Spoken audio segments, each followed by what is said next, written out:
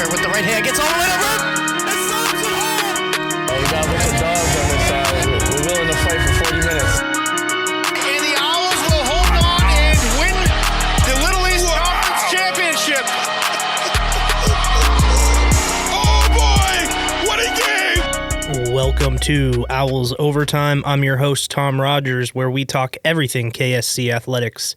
On today's episode, we have a great interview with Athletic Director Marty Testo. But first, let's recap what happened this week with all the Owls teams.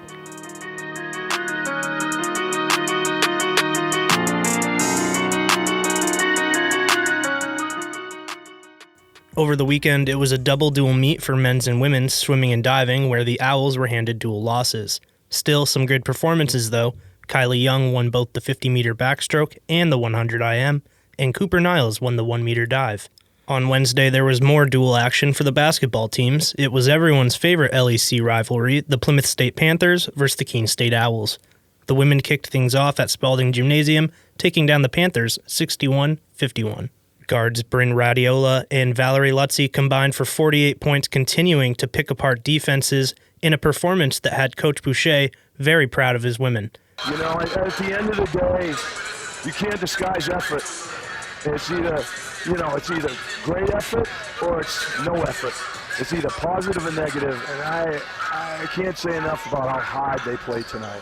It's a huge win for the women as they move ahead in the LEC standings now, sitting at 5th in the conference at 4-5. In their 8th straight victory, the Owls men dismantled Plymouth, and with such a large margin of victory, it felt appropriate to put some focus on star senior Mason Jean-Baptiste. It's more like people texting me like, yo, you're close, things like that.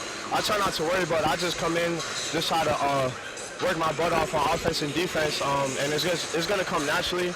Baptiste had 19 points and 4 assists, and he's closely approaching the 1,000-point career mark.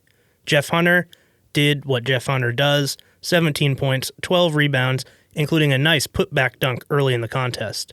Now atop the LEC standings and ranked 9th in the country, Keene State remains a force to be reckoned with both locally and nationally.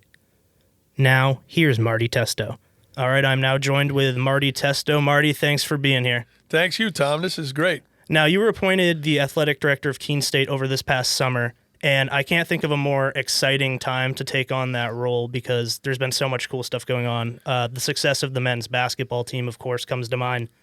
The additions of hockey, esports, and some great hirings like Coach Justin Blood from the baseball team.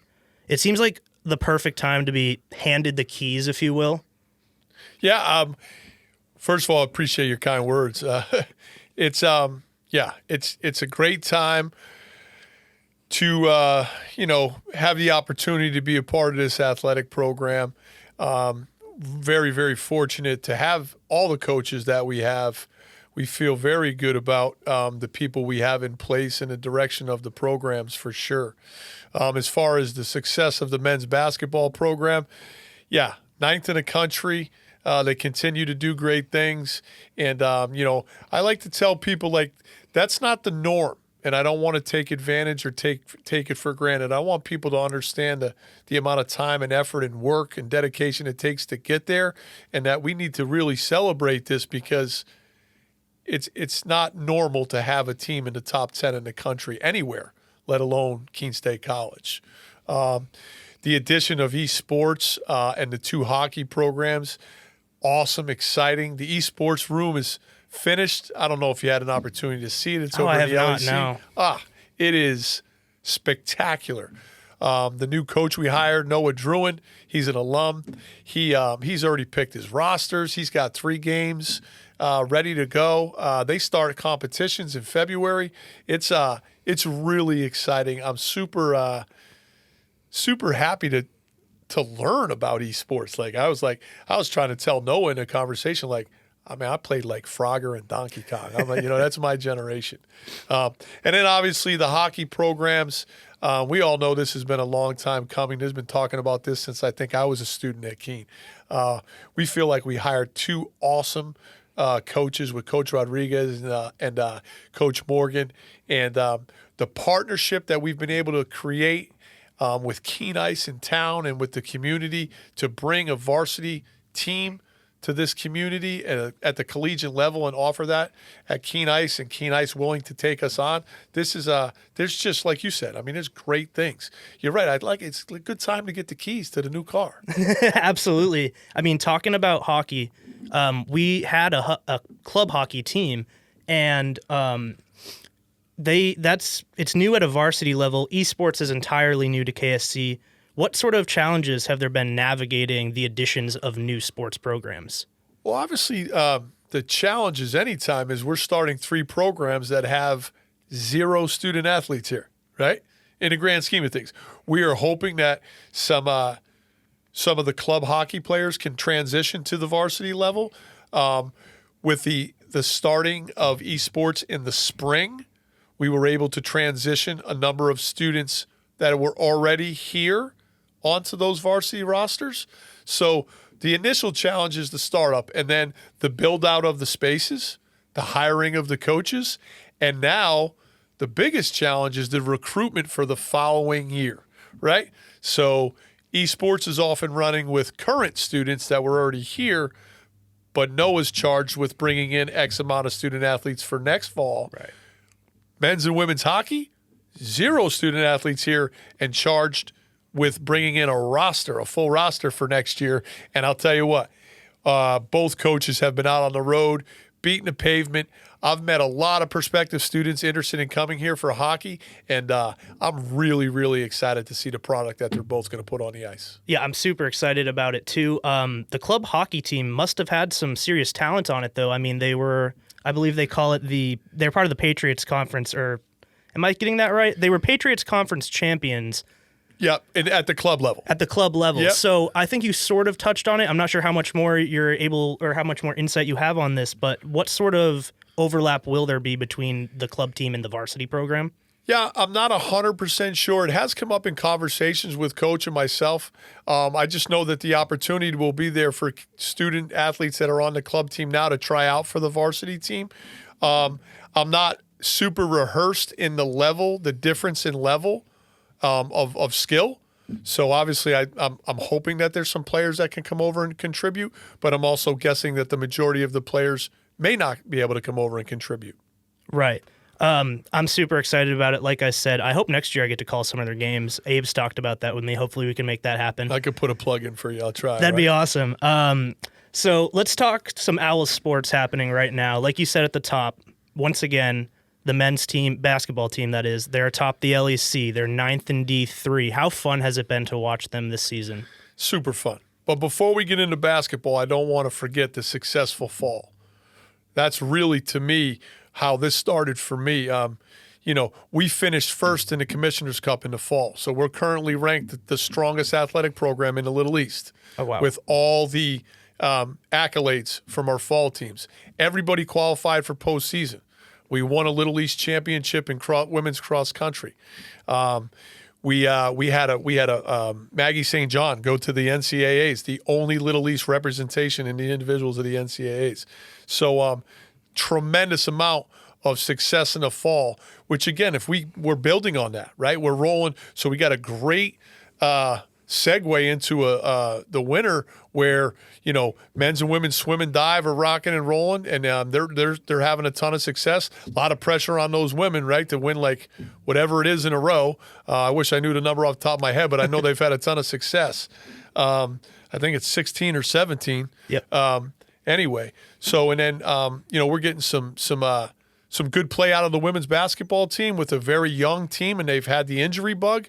Obviously, Bryn Radiola, basically vying for Rookie of the Year. Yeah, right, absolutely. In the league. I know she's her and fun to watch. Valerie have been Val awesome together. Yeah, it's a great 1-2 punch. Val's really kind of come out of her shell and is shooting the ball with confidence. That's right, Val. I hope you're listening. Keep shooting. Yeah, they had Coach Boucher buzzing that on Wednesday. Yeah. So, and then obviously the men. Again, I don't want to take it for granted. There's a ton of hard work that goes into that. But it's when you can roll out players like the players they roll out, you got a chance to be successful every night. Jeff Hunter is to me is the definition of what a Division III student athlete really is. Here's a kid who's successful in the classroom, on the court, in life, in the community, like you name it. He's a role model for so many. And, we're starting to see a lot of those younger players on the basketball team follow his way. Again, we're fortunate, I think, Octavio Brito, who's another, preseason All-American. I think he's the most talented offensive player in the league. That's my own personal opinion. No one's given me that. I'm not going to say that you're wrong on that one. So it's, and then we got, they just have so many compliments. They're so deep. They're like 7, 8, 9 people deep that come out and give them great minutes, and being able to like have people accept that role. Right. They got a lot of guys on that team that probably go a lot of other places and be starters. Right. But they're here. They're accepting a role. There's something bigger than individuals on that team. Absolutely. And we'll talk a little more about the players in a minute here. But Coach David Hastings, in his first season, he's done a great job transitioning into the role. And it's a hire that made sense, obviously, him being involved with the program for a while now. What have you taken away from his first season? I've had some great one-on-one meetings with Coach Hastings. I understand, the job he's been asked to do. And, anytime there's change and transition, it has its challenges. I think he's handled those challenges well. He has a very supportive staff. I think you're right. Like he said, it sounded like, he was the right person for the position. That happened prior to me here. But my experience with Coach Hastings not only has been positive from the basketball standpoint, but I believe Coach has done a great job immersing himself in our department, in the community, and on the campus. He's bigger than just a basketball coach right now in our department, and I really appreciate what he's shown to us, and hopefully the campus community, that they realize that he wants to be more visible than just a coach.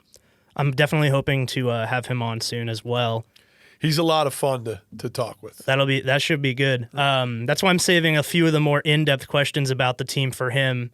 This is just the first episode, but with an 8-game winning streak and the dominance this team has showed, personally as a fan, I'm definitely thinking another LEC championship, but also another deep run in the NCAA tournament. How do you envision this season going, or the rest of it? Yeah, it's I like your thoughts as a fan, right?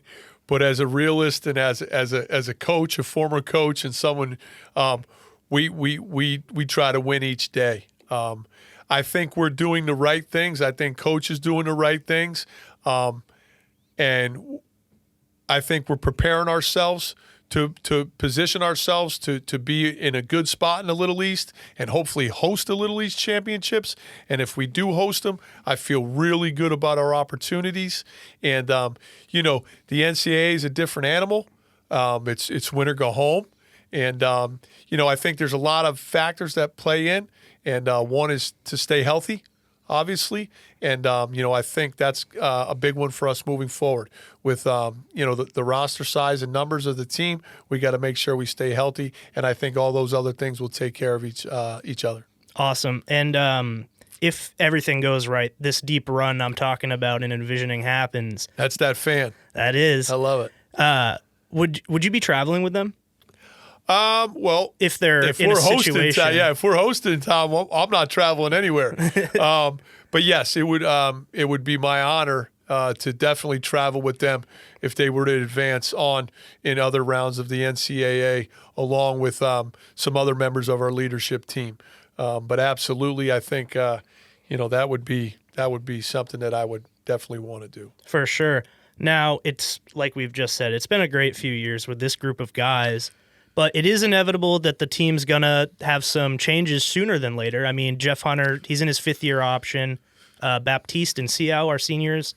Octavio is a junior. Do you have confidence that the men's team can keep up this level of success that they've had the past few seasons going forward? Yeah, I mean, it's yes. The answer to that question, the quick answer is yes. The other piece to it is I think you have to define how do you define success? Again, being 9th in the country and having that type of success is not the norm. It's very hard to and challenging to stay at that level, at the Division III level, I think. If you're able to have a consistent winning program that's constantly ranked in the top 10 in the country, that is special. what we task our coaches with, well, how we define success, and they can add to it however they want, is that we want to be one of the most competitive teams in the Little East. And I think that we're going to stay there. I actually think we're going to stay there in all of our sports. That's the goal. That's the expectation, is to be one of those top teams in the Little East, vying for a Little East championship each year that will get us to the national tournament. So do you think the success of the men's basketball team being ranked now a few years in a row, does that broaden the appeal to students in other sports? Absolutely. Absolutely. Athletes, athletes that like to win, love that environment, right? Not only for other sports, but how about for our community? Right. Right? How many communities can say, we can go watch the 9th best team in the country in a sport, right? So there's so many wins, so many things to take advantage of and not take for granted. That's the big one for me. If our men's basketball team all of a sudden next year is at 9th in the country, but they're still very competitive in the Little East, that's success to me, okay? It may not be success to them, but to me, that's success. All right. And going forward the rest of the year, what are your hopes for all of the sports? To be successful and competitive in the Little East. Awesome. And to make sure that they have a tremendous experience and that they develop as student athletes in the classroom and on their playing surface. Like, those are all really important to me, and that we immerse ourselves in the campus community and the greater community, and we do all the right things. And I know people say, that's cliche. It's not. It's reality. That's the expectation of our coaches and our student athletes in our department. All right. Well, let's hope all the sports teams finish strong, and hey, Owls, let's go get another championship. Marty, thanks for being here. Is there anything else you wanted to let the people know? Yeah, one thing. Go Owls. Absolutely. Go Owls.